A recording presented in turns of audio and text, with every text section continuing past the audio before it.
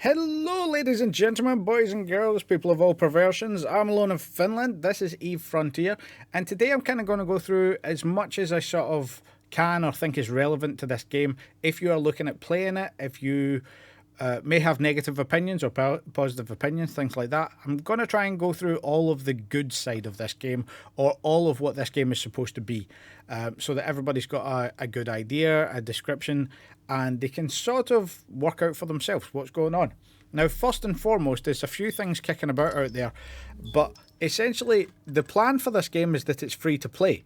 So when it comes to people actually putting into the game, at the moment there are some tier packages for people to get like little skins and things like that in advance.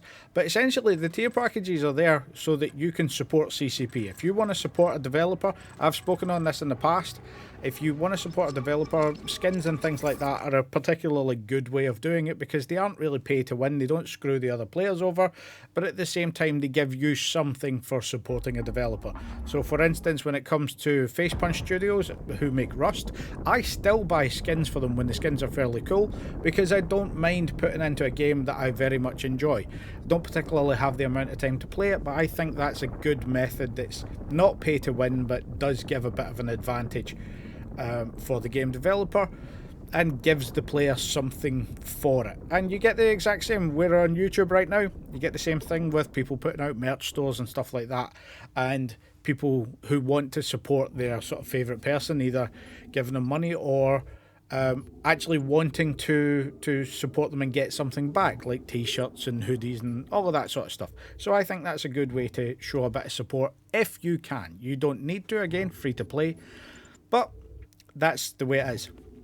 On top of that, I think something that is going on with this, and I've mentioned it before again, is the fact that they are being transparent about the development. They are telling us about what's going on, and this has been a problem with CCP for a long time, where they have kept things closed off and they have ignored what players have said.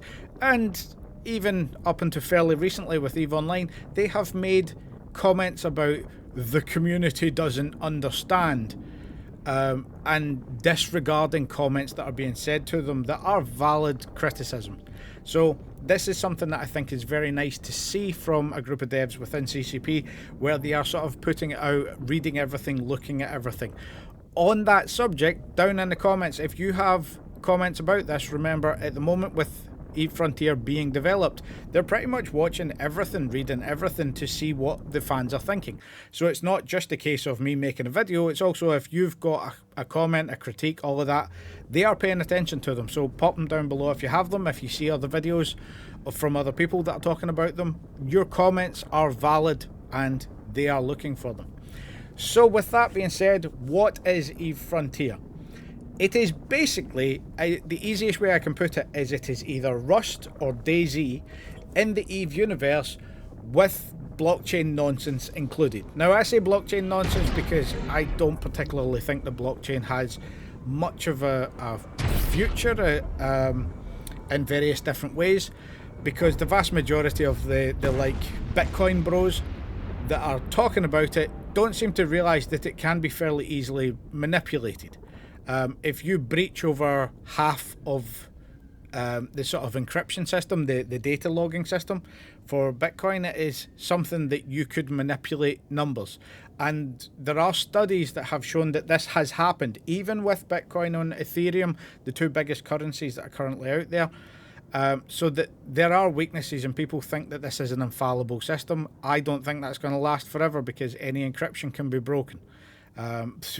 Over 100 years ago, they were talking about encryptions that could not be broken because of how much had to do with them, and those things took decades to break, but then were broken.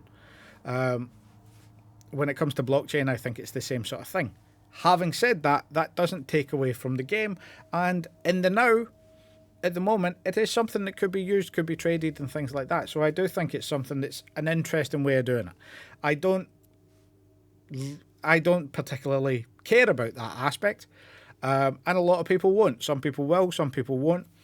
But I do think it's something that's an interesting thing to do, an interesting thing to develop, and a good idea to explore all of the different sort of ideas that can come into gaming, because gaming is a sort of as an art form, when it comes to developing games, has been quite stagnant for a while. It's been 20 years of shooters, and people that step out of that mark is something that is quite unusual and quite nice. And Eve sits in a particularly odd place. CCP as a company for developing Eve that's managed to keep this space game going on, partially, in my opinion, because of the interest in the game, but also partially because there hasn't been much else that's been a decent space game in a while.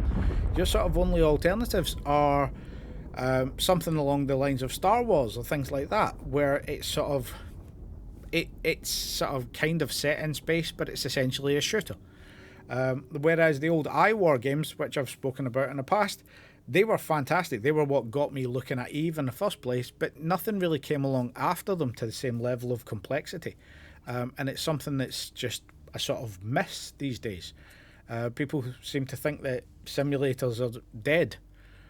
So this has left this sort of niche that the things that were attached to simulators that might not be your hardcore simulation games have sort of been lacking, and I think that's part of the reason why Eve has persisted so long. Is it's not just a fan base, it's the lack of options for that. So I think it's a good thing to explore new things. Now, with what I'm saying for the comparison to the likes of Rust is because one of the primary things that they're talking about is that there will be wipes, and that's the Rust terminology for it. They are CCP are calling these cycles. So just to read straight off of the blurb, a new cycle means full reset, a chance to start again. Everything that was has been erased, everything that will be is yours to claim. Fortunes will once more rise and fall, the feral surge waits in the darkness. Cycles are measured as era, cycle and days. Today we are in era 5, cycle 1 on 6th of March. We will enter cycle 2 with a full economic reset. So the idea behind this is, if you sort of know it from an EVE Online perspective, everybody gets reset to day one of the server after a while. There are some things that you will keep, and if you've got the likes of your currencies and things like that, they will be transferred. You do essentially get like a Bitcoin wallet in the game for the in-game currency. But these are, aside from the actual money that you've got, the entire game will reset. So that's something where I could see a lot of people disliking that as a function of the game because you're being reset to zero.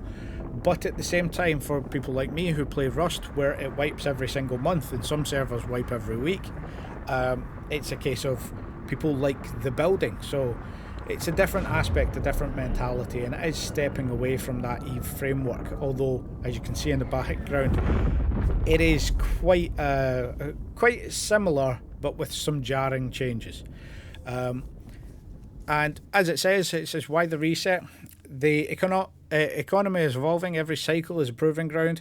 Each reset allows for refinement on the balance of power, testing out new dynamics, forging stronger foundations. What you learn each cycle makes you sharper, faster, deadlier. More than survival, cycles are a rite of passage. Every rider who endures is changed. Those who go further, reaching final moments of a cycle, leaving the mark, will ascend. Yes, it's a lot of marketing stuff, but at the same time, it is a sort of, there will be small bits that you keep, but one of the advantages with the cycles, and this is something that Rust and DayZ have, is that as you are developing the game, you are not stuck in the same characteristics. There are some things that may have been problematic when they were developing EVE that can't be changed because of the nature of the player base, because the player base don't want it to be changed. If you take something that's established and mess with it, then it will piss off a lot of people, and I have been one of those people. I completely sort of admit and own that. It's because of the nature of the game.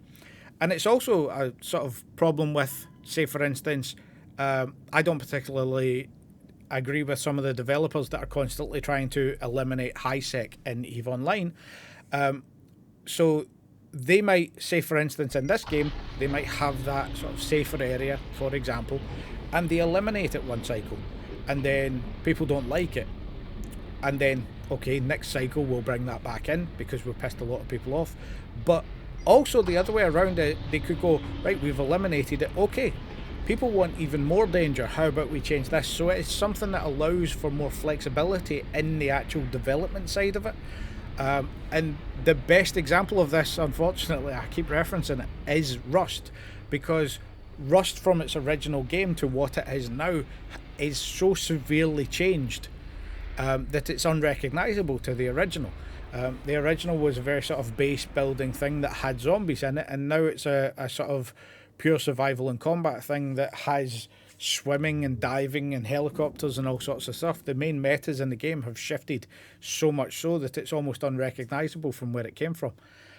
Whereas a fixed sort of ongoing game like that doesn't have that ability to change, because it will alienate people. Because every change will alienate somebody. So this is sort of more flexibility for the developers, but it also brings in a lot more development sort of opportunities for the player base, because if something comes in that you don't like, if you voice your opinion, they'll look at it and see changing it. If enough people don't like it, then they will change it. Whereas some other versions, like for instance the Progenitor EVE Online, there have been changes that people just didn't like, but they were kind of stuck with them and they didn't want to change them back. They just sort of progressed from that point. In some cases now changing them back in other ways to avoid any responsibility. So that's part of the cycle aspect of it. So with all that being described, what is the gameplay loop? Now the gameplay, I can't even speak for it. The gameplay loop of EVE Frontier is fairly simple. It is the beginning of EVE Online, essentially. You spawn in a ship, you are sort of reincarnated, as they say. You get your ship, and then you have to progress. And initially, your progression takes the sort of shape of mining base minerals. So you'll be mining 3 different types of minerals to start up your sort of exploration base at the beginning. That will consist of a refinery, a storage unit, a small printer, a portable printer, and then a little place for ship fitting. And this will come from 3 separate asteroids, which seem at the moment to appear in individual belts. So one type of asteroid to one belt. So you'll fly around the system. You will be given some sort of fuel as you start off, but that fuel will degrade. So you're on the clock to do it, because if that fuel degrades, you're sort of dead in the water. But then you will progress to the situation, and you can sort of see on screen at the moment, you've got a printer there, a refinery there with the storage to the left of it. Back to the left, as I'd spun round, you can see the main base. But you'll put these together so that you can refine more stuff and print more stuff so you can make better fuel. And then that is essentially the majority of the game loop. You are building and progressing. Now, after a while, you will start to get certain belts that have entities on them. For me, it was rogue drones. They might change for different things. And then you'll have to kill them and acquire stuff from them. And that's kind of the summation of the game loop. You will get more difficult encounters. You will need better ships. You will need to build more to be able to do more. And it's just a progression of building, refining, becoming more tactical with your flying. And that's essentially it. So it's a fairly simplistic game loop. Now, there is another structure that I haven't mentioned yet, which is the network relay. Now, the network relay is where it starts coming into the part where you can start sort of building bigger bases and essentially generating coin. These get put down at Lagrange points as opposed to all over the place with the portable things. And you will be able to sort of use these to mark a bit of territory and start setting up some stuff. But they will also have the same sort of vulnerabilities to other players or things like this. So the idea being, if you are fairly close to another group of players, then you're in more danger. If you can move away from the sort of starting systems and things like that, you become a little bit distant, a little bit safer by proximity. But that's the whole game loop, and it sounds oversimplistic, but this is the same sort of game loops that you get in a lot of things. Like for instance, if you've got DayZ or Rust, they essentially have the exact same game loop. So it is something that's kind of an established loop. The only difference is that with EVE Frontier, there is the chance of pulling in some sort of credits and things like that that will transfer between wipes that you will maintain permanently. And as the advertising blurb says, it may be at some point sort of transferable to real world currency. I really can't speak today. But then also within that, you have the ability or the idea, and it's kind of come from the skin marketplaces, I think, that most of the stuff in game will be tradable to other players. So any sort of skin packs or things like that, stuff that you make in game, which is obviously part of EVE Online already, there will be this sort of in-world trading, but then also with the idea that you could trade the external currency. If you're talking a Web3 or a blockchain-based currency, you can also sort of trade in and out that way. So essentially, you're kind of looking at it as EVE Online if you could buy, not just buy Plex for real world money, but also sell Plex for real world money because of the way that the blockchain moves in and out. So that's an interesting side of it, in my opinion. Because, again, this is something that's, the idea for it is to be built on this blockchain thing. It will live and die with how successful that is, I imagine. And at the beginning, it will be something that is fairly easy to get into, but obviously if it's linked into this game and that's the only way you can get it, then there are ways of sort of building up big reserves of it and sort of trading it for real world coin. But also that is limited by the wipes, so that no people can sort of get that massive foothold. Like, for instance, if you're some of the older hands in EVE, that have been running industry with big alliances from the early days, you are at a point where you haven't paid for a subscription in years for any of the 10 accounts that you've got minimum. I know somebody that runs 40 miners, it's fantastic.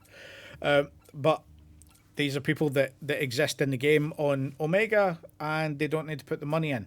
Well, EVE Frontier limits that because of the wipes. Everybody's building back up, doesn't matter how successful you are. So that's something that it's got in its favour. And from chatting to different people and things like that, I've noticed that a lot of people actually like this, and they are getting people into EVE Frontier that have not played EVE Online. So there does seem to be an interest there, quite a significant interest there, which is a good thing to see for the game. And obviously anything that's good for the game is good for CCP as a whole.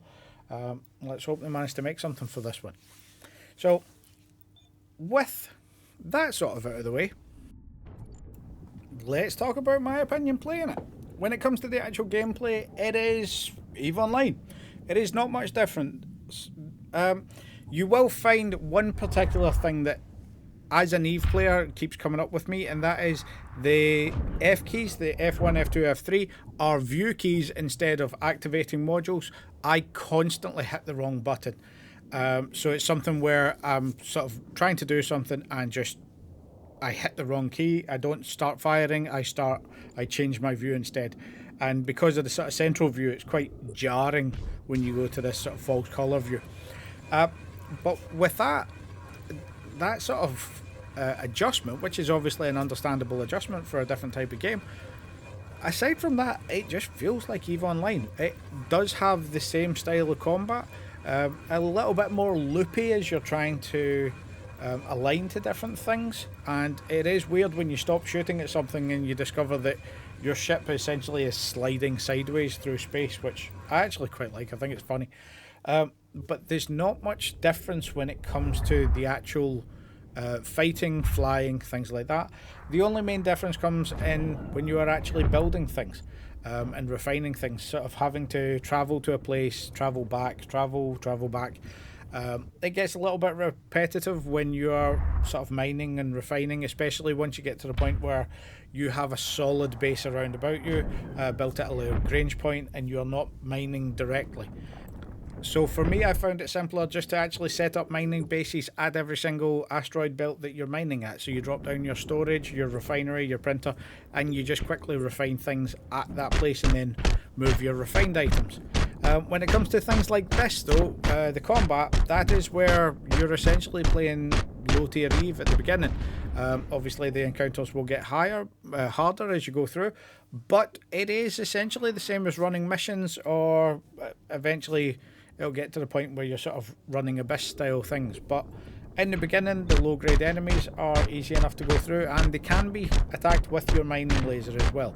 It takes a little bit longer, obviously, but it's something that you can end up doing, and it's not much difference. As you can sort of see here, when we are pulling loot off of them, we are seeing multiple resources.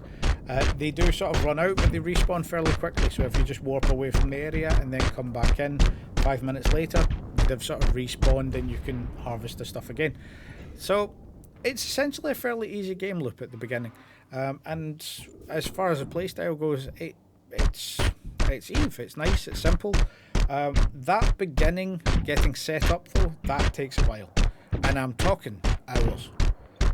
So it's something to bear in mind, that sort of, when you have wiped, that beginning grind is painful. And if you're not somebody who knows what I'm talking about when I'm saying about playing Rust or playing DayZ, then it's definitely a little bit jarring, because at the beginning of every wipe in those games as well, when you're getting set up, when you're mining your initial stuff and trying to avoid being killed by the other players, that is a interesting time. It is very sort of tactical in where you go. Do you move out of your local area, or do you try and get set up immediately? And if you come into a wipe, or in this case a cycle, maybe 2 days after it started, you are at a significant disadvantage. So this is a game that I imagine will take a severe sort of time commitment, in the same way that playing through a Rust wipe does, where if you are not online and you're on a main server, you're gonna get raided. So this is something that they are aiming for, and there is the market out there for that particular type of game. Hopefully that market is still for this, but obviously a lot of that type of game became very big during the whole plague era that we went through 5 or so years ago, when people had a lot more time and a lot of people were at home an awful lot more. So hopefully so. But I hope that's a good overview for you. If you've liked this and all that jazz, down below, comments, that's the things I like to see. And remember, again, I said this at the beginning, but people from CCP, developers, are looking at these comments, not just the videos and things like this, because they want feedback on the game. They want to make a good game, so they are trying to make the best game. So if you have an opinion, jam it down there, good, bad, or otherwise. Just, again, try and be polite as always, but if you agree, if you disagree, all that jazz. I am going to make another video on this fairly shortly that goes through another side of this, but for the moment I just wanted to sort of put out that as the what's going on, what the opinion is. And remember, right now Eve Frontier it's still in sort of alpha version, but it's open access until, I can't remember when. I think it's open access for about a week at the moment. So we are on Sunday the 7th. You've got another week to play it if you want to, so you can install it, give it a go. None of your progression from this part will be saved when the game goes fully open.